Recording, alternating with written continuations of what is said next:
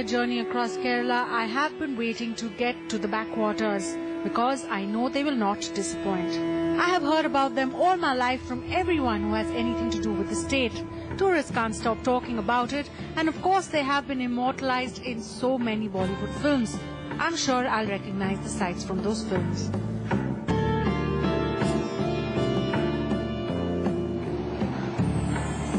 Alappuzha is called Venice of the East, and not for nothing is this comparison made.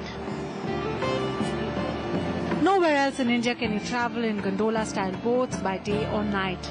In fact, Venice's biggest draw may be its architecture, but the backwater's greatest charm is its almost careless natural beauty.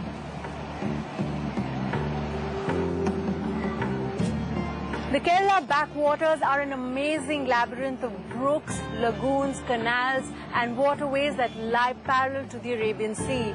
It's like Venice in hues of startling blue and emerald green, and you can easily lose yourself in its many nooks and crannies.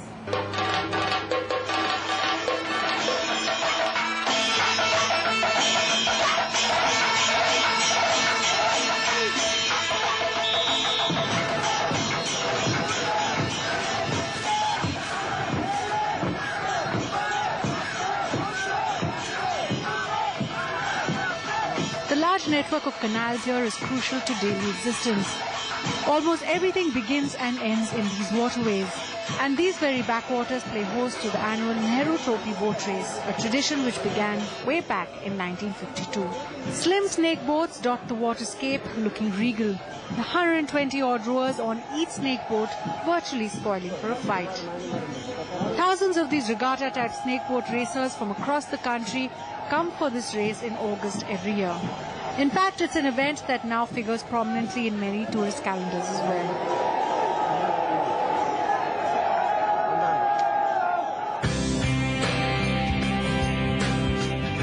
Alappuza's USP is that it's the only part of the backwaters where you can also bask in the sun on a beach.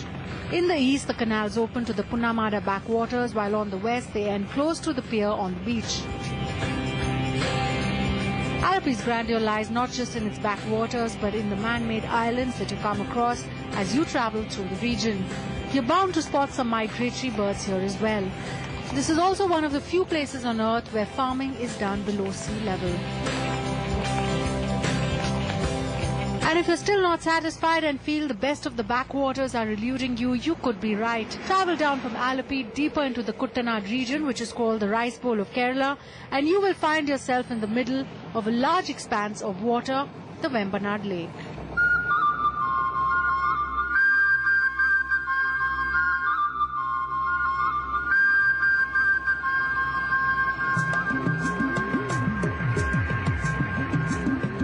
This is Kerala's largest lake, and many canals and lagoons empty their waters here in a rush. The peninsula jutting out of this grand lake is Kumarakom, a glittering green piece of land.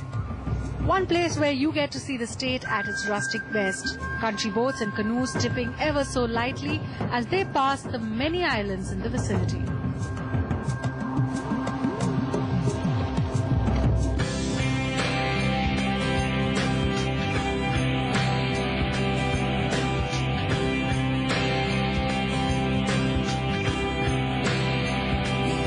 On Kumarakom's banks, you'll find some of the ultimate names in luxury in God's own country.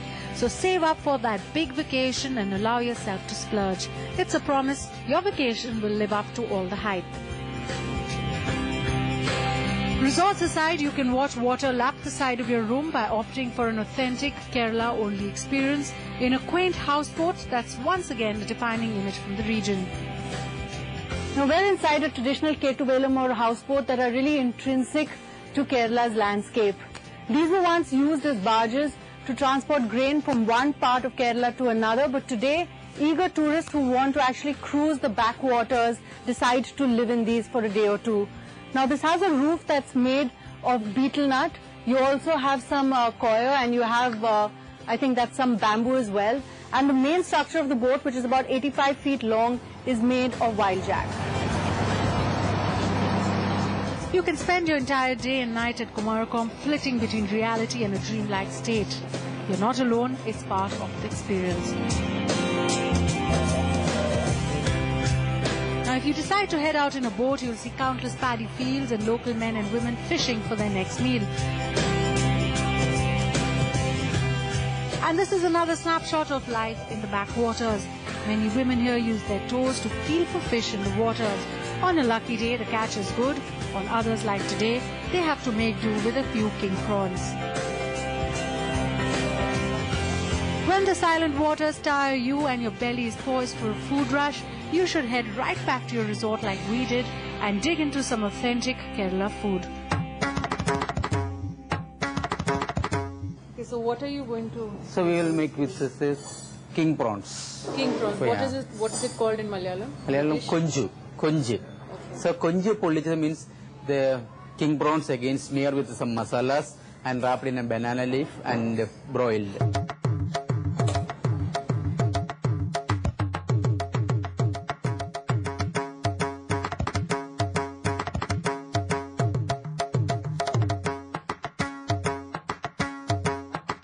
This is the king prawn, which is ready. It didn't take too much time. Yes, yes. Just about 5 minutes for the masala and another few minutes to grill it.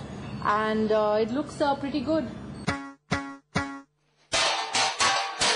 And the backwaters are not just about fascinating natural beauty and food, though I have to confess that's the main draw. You also get introduced to Ayurveda and Kalaripattu, an ancient martial art that's been linked to Kerala for centuries. These are the two key ingredients that complete the Kerala recipe. In fact, today so many people come here just for this.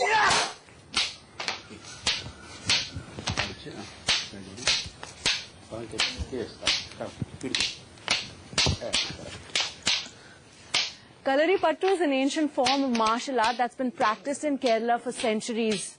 It's part acrobatic, part lyrical in form, and it's difficult to believe that this was once a war module. It went out of vogue when the princely states in the region collapsed, but recent times have seen a resurgence of this art form.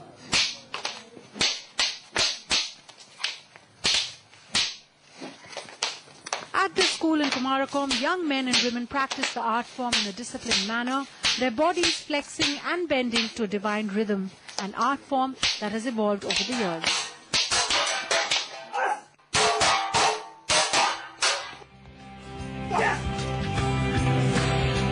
So while Venice is sinking, India's Venice, Alappuzha, is surging.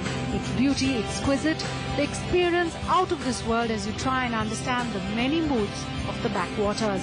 Alappuzha begs to be voted for, and you can see why.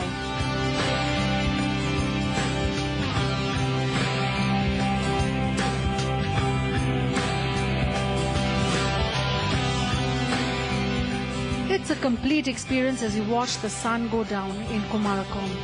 A day well spent alternating between beauty and solitude. Moments that define this ultra-rustic and surreal experience, an experience that cannot not be voted for.